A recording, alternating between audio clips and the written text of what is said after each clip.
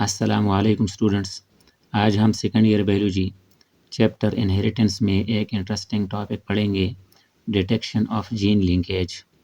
Already gene linkage کو ہم discuss کر چکے ہیں کہ جین لنکیج وہ ہوتی ہے کہ کروموسوم کے اوپر جین موجود ہوتے ہیں، وہ آپس میں کنیکٹڈ ہوتے ہیں یا لنکڈ ہوتے ہیں، اور اسی لنکیج کی حالت میں وہ نیکسٹ جنریشن میں ٹرانسفر ہوتے ہیں، تو وہ لنکڈ جین کہلاتے ہیں یا جین لنکیج ہوتی ہے، اور جس گروپ کی شکل میں موجود ہوتے ہیں تو اس کو لنکیج گروپ کہتے ہیں۔ تو آج ہم جین لنکیج کی ڈیٹیکشن کو ڈسکس کریں گے۔ ٹیسٹ کراس اس کے لیے یوز کیا جاتا ہے تاکہ جین لنکیج کو ڈیٹیکٹ کیا جائے، اور ٹیسٹ کراس وہ کراس ہوتا ہے جو کہ جین لنکیج کو ٹیسٹ کرتا ہے، معلوم کرتا ہے، یعنی اس میں F1 جنریشن کو ریسیسیو پیرنٹ کے ساتھ کراس کریں گے، اور اس سے معلوم ہوگا کہ جین لنکیج موجود ہے یا موجود نہیں ہے، یا اسٹرانگ لنکیج ہے یا ویک لنکیج ہے۔ T.H. مورگن نے اس پر ایک ایکسپیریمنٹ کی تھی۔ T.H. مورگن نے اس سلسلے میں ڈراسوفیلا ایک اسمال فروٹ فلائی ہوتی ہے، اس پر ایک ایکسپیریمنٹ کی تھی، اور اس کے ایکسپیریمنٹ کے مطابق اس نے 2 فروٹ فلائی لیے تھے۔ ایک ڈراسوفیلا کے ونگز لانگ تھے اور براڈ ایبڈامن، دوسرا شارٹ ونگ والا اور نیرو ایبڈامن۔ یہاں پر یہ ڈومیننٹ ہے اور یہ دونوں ریسیسیو ہیں۔ ان کو کیپٹل لیٹر سے ریپرزینٹ کریں گے، capital L, capital L, capital B, capital B. یہ ان کو اسمال لیٹر سے ریپرزینٹ کریں گے کیونکہ یہ دونوں ریسیسیو ہیں۔ T.H. مورگن نے جب ان پیرنٹس کو آپس میں کراس کیا، F1 جنریشن obtain ہو گیا، اور اس F1 جنریشن کی جو انڈیویجولز تھے لانگ ونگ اور براڈ ایبڈومن والے تھے، یعنی یہاں پر ہیٹروزائگس کنڈیشن میں یہ دونوں موجود ہے، capital L small L, capital B small B, لیکن فینوٹیپیکلی یہ لانگ ونگ اور براڈ ایبڈامن والے انڈیویجول تھے۔ ان کو ابھی ٹیسٹ کراس کریں گے۔ ٹیسٹ کراس میں ابھی کیا ہوگا کہ یہ ہمارے پاس F1 جنریشن ہے، ابھی یہ اوپر جو ہم نے یہاں لکھی ہے، اور یہ ہمارے پاس پیرنٹل ریسیسیو ہے۔ پیرنٹل ریسیسیو کو جب ہم F1 سے کراس کریں گے تو اسی کو ٹیسٹ کراس کہتے ہیں۔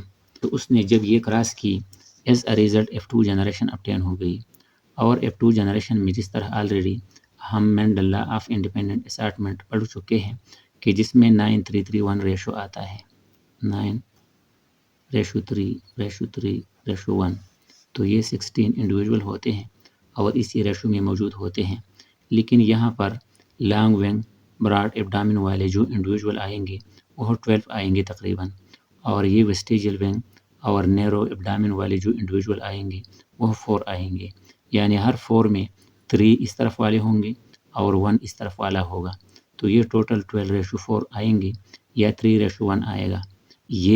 یہ اوپر والے، پھر یہ اور یہ تینوں کا مطلب ایک ہی ہے۔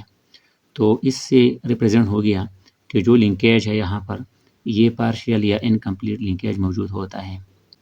سیکنڈ نمبر پر اگر F2 جنریشن میں یہ ریشو آئے، یعنی 1:1 اور 1:1، یعنی 4 ٹائپ کے جو جاندار ہوں گے وہ ایک دوسرے سے ایک ہی تعداد میں موجود ہو، تو نو لنکیج، یہاں پر لنکیج نہیں ہوگی۔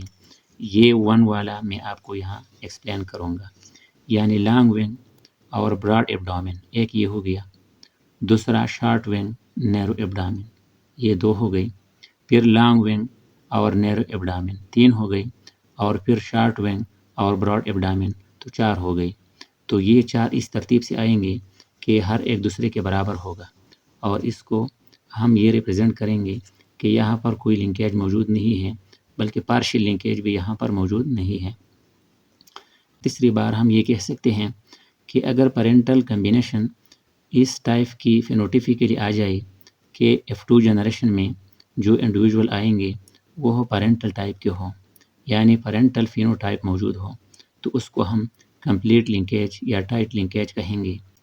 ایک بات یہاں آپ کو بتا دو کہ یہ 1:4 ٹائمز میں نے لکھا ہے، اس کو آپ اسی طرح بھی لکھ سکتے ہیں، 4:4 اور 4، تو یہ بھی 16 آئیں گے F2 جنریشن میں، اور جب ان کو آپس میں ہم سمپل کریں گے تو یہ اوپر والا ریشو ہمارے پاس obtain ہوگا۔